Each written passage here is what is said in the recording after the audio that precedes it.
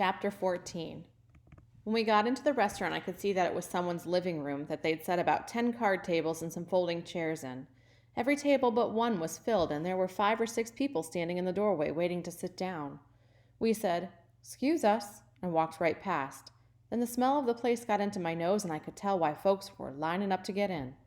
I closed my eyes and took in a big snort of air. It was like someone took an old pot and poured about 100 gallons of hot apple cider and 100 gallons of hot coffee into it, then stirred 8 or 9 sweet potato pies, crusts and all, into that, then let 6 big steamy meatloaves float on top of all that, then threw in a couple of handfuls of smashed potatoes, then boiled the whole thing on high. This must be exactly how heaven smells. I could tell by the smell that Mr. Jimmy was telling the truth when he said this was the best restaurant in Grand Rapids. Shucks. I've never eaten in one before, but I'd say this was the best restaurant in the world. I opened my eyes, because the smell was starting to get me dizzy. On the other side of the room, Hermione Calloway was sitting at a table with Mr. Jimmy and a woman. Steady Eddie pointed at the only empty table, one that had a sign saying, "Reserved, NBC," on top of it, and said, "That's where we're at, over there, bud. NBC stands for Nobody But Calloway. Mr. C changes the name of the band so much that no one can keep up with the new names, so they call us NBC so they don't have to change the sign." Before I could sit down with them, Mr. Jimmy saw us and said, Here they are," and pointed at me and waved for me to come over to their table. Shucks, I'd rather sit with a band than the Hermione Calloway. It would be hard to have a good time eating if you look up and saw him every time you took a bite. The thug said, "Remember what I said," pointed at the top of his head, and acted like he was smacking some kisses. I walked to the other table. Mr. Jimmy said, "Bud, this here's Miss Thomas. She's our vocal stylist." She could tell I didn't know what that meant, so she said, "I'm the singer, honey." I said, "Pleased to meet you, ma'am." She laughed and stuck her hand out for me to shake. There were about 9 diamond rings on just her right hand. She said, "Oh my, a gentleman. I'm pleased to make your acquaintance as well." Then she took all those ringed-up fingers and rubbed them across my cheek, held my chin, and said, "Come here, child," and pulled my face up close to hers. Uh-oh. I twisted up my face to get ready for a kiss, but instead she looked real close at me and said, "What's this, baby?" She rubbed her fingers over a couple of sting spots that I'd been scratching. For a second, I was going to tell her they were vampire bites, but something told me to tell her the truth this time. I said, "That's just some hornet stings, ma'am. I got bit up when the Amoses locked me in their shed." It was her turn to twist up her face. Who locked you up in what shed?" "They were the people the home was paying to look after me. I got bit by their fish head guards." I showed the woman the bite on my hand. I was surprised to see it was puffing out from pus. "My Lord," she said, "Herman, this child's hand is infected. None of you men noticed how he looks?" Hermione Calloway said, "Talk to James. Far as I know, he's the only one who looked at the kid." Mr. Jimmy said, "Well, Grace, to be truthful, I did think the boy's face was a little swollen up. But you know how dark it is in the cabin, and, by gosh, there are some folks who just naturally have lopsided heads." She said, "Dark or not, even blind Lemon Jefferson could see something's wrong with this baby's eye. What happened here, Bud?" She touched underneath my eye as light as a feather. I said, "Well, ma'am, Todd Amos woke me up by shoving a pencil up my nose all the way to the R, and when I went to punch him, I slapped him instead, and it left a big welt on his cheek. So we put up our dukes and went at it, and it didn't take long before I knew I couldn't whip him, so I just curled up and fell down." I looked at Hermione Calloway to make sure he was listening to the next part. I wanted him to know that even though he was real mean, our minds thought about things in the same exact way. I said, "I fell down, ma'am, 'cause the Lord give me the good sense to know when enough is enough." He acted like he didn't hear, so I kept talking to Miss Thomas. Then Mrs. Amos came, and I could tell they'd gone through my suitcase, even though they promised they wouldn't, and she locked me up in the shed where those hornets and fish head guards got a hold of me. Miss Thomas looked like this was some real amazing news. Hermione Calloway said, "Sounds like a case of diarrhea of the mouth and constipation of the brain." Miss Thomas gave him a dirty look and said, "You said, the home? Bud, what kind of home? Where's your mama?" I said, "She died 4 years ago, ma'am."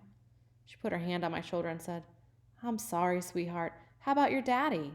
Do you know where he's at? I said, Yes, ma'am.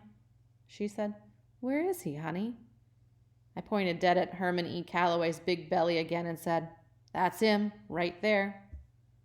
Miss Thomas looked like she wanted to smile, but she said, Now, Bud, I've only known you for a couple of minutes, but I can tell your mama did a fine job of raising you. I can see you've had a good, proper upbringing, so I'm kind of surprised that you're pointing like that. She was right. I brought my finger down and I said, I'm sorry, ma'am. She said, That's fine, but it wasn't me who got pointed at. I told Herman E. Calloway, I'm sorry, sir, but I didn't mean it. She smiled and said, That's better. We all make mistakes. You know what, Bud?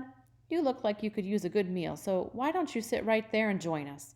She pointed a ring-covered finger at the empty chair direct across from him. Shucks, how could anyone enjoy their food with Herman E. Calloway staring back at you? But maybe my luck was starting to change. As soon as I sat down, Herman E. Calloway picked up his coffee cup and said, If you'll excuse me, this is about where I came in, and walked over to where the band was sitting.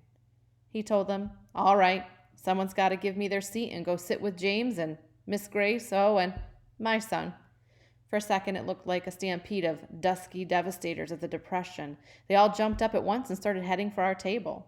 They saw what they'd done, laughed, and Steady Eddie said, Take my seat, Mr. C. I want to talk to that kid. He's got the look of a future sax man about him. He came over to our table. Miss Thomas asked me, Do you mind if I order your supper, Bud? I said, No, ma'am. I couldn't believe you got to order what you wanted. I thought you just sat down and they'd bring you whatever was on the stove.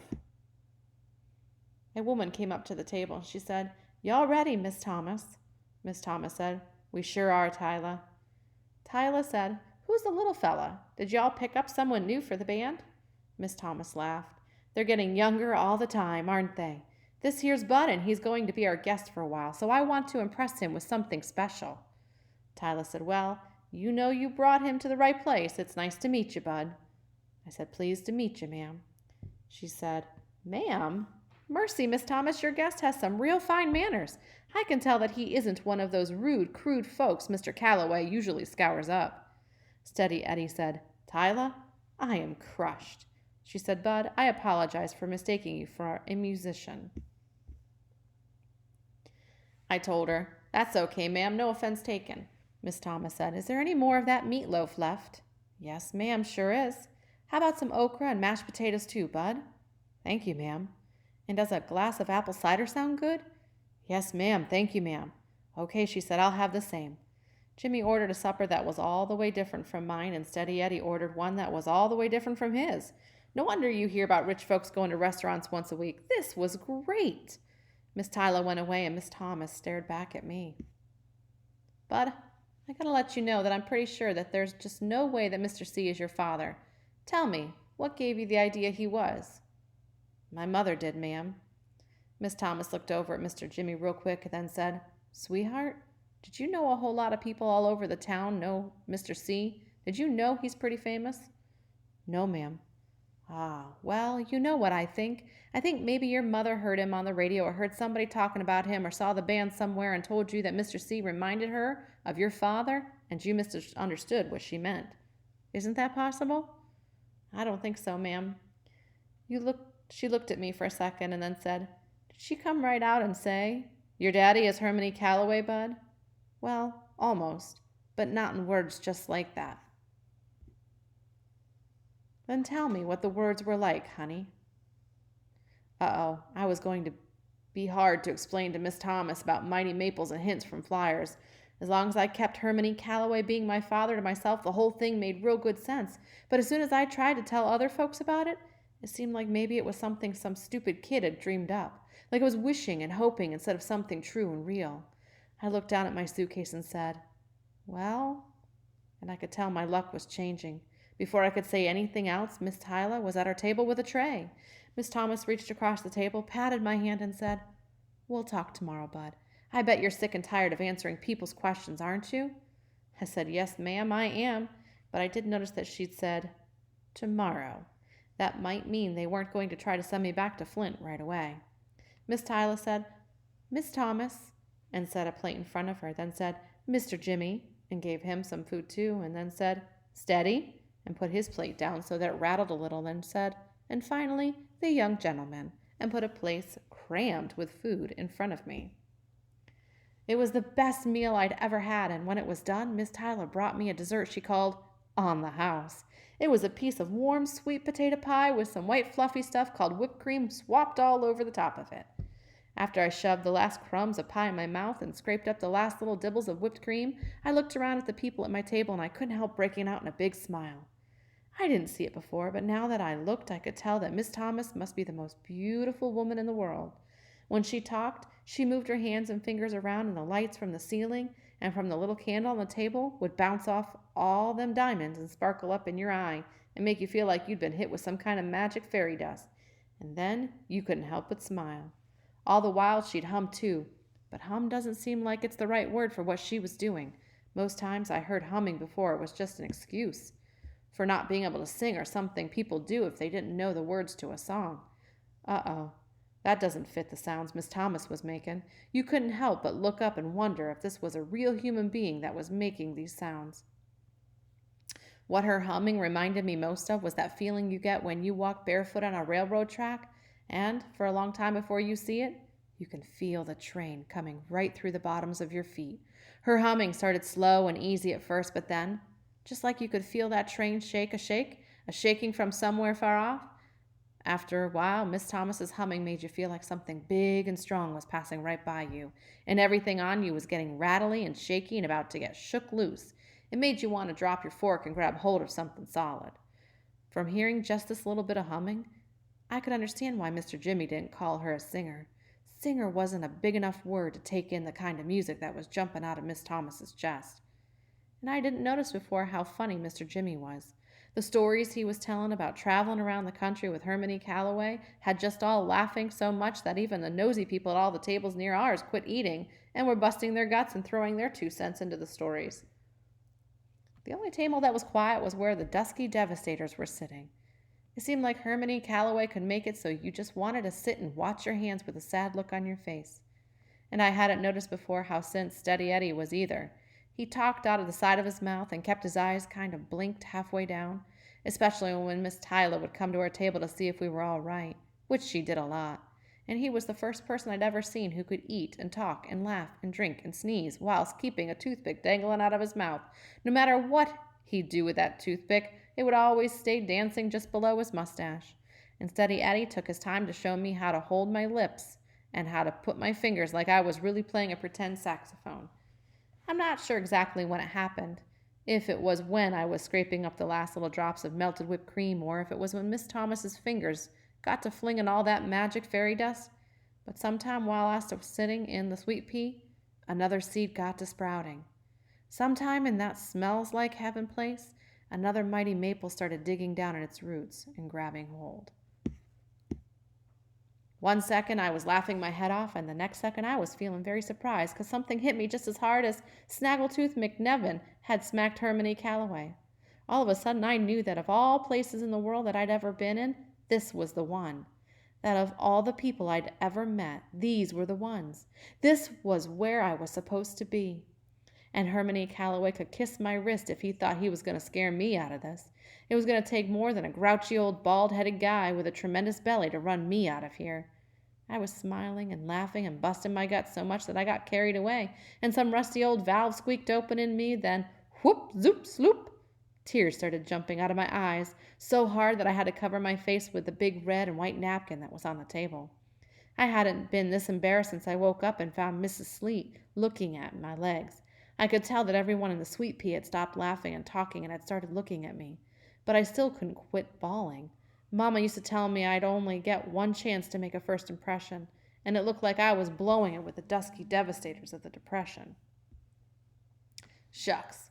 Finally, I had to put my face in my arms on the top of the table and put the napkin over my head like it was a little blanket, 'cause try as hard as I wanted, it didn't look like I was going to get this doggone valve closed any time soon. I felt Miss Thomas's hand come up under the napkin and rub real soft and slow back and forth over my head. She pulled me out of my chair into her lap and wrapped her arms around me and bounced me up and down on her knee. Dang-ee, I never have any kind of reputation with that band now. The only thing I would do was hang on to the napkin and try to make it so folks wouldn't notice how wet my face was. She said so quiet that I was the only one who could hear it. Okay, baby. Okay. I know, sweetheart. I know. Then she started humming again, and with my ear mashed up against her chest, it felt like all my bones and muscles quit doing their jobs. It felt like something as big as a steam locomotive engine was chugging right past my ear. I wasn't sure if it was her lips or her hand, but something whispered to me in a language that I didn't have any trouble understanding. It said, "Go ahead and cry, bud. You're home."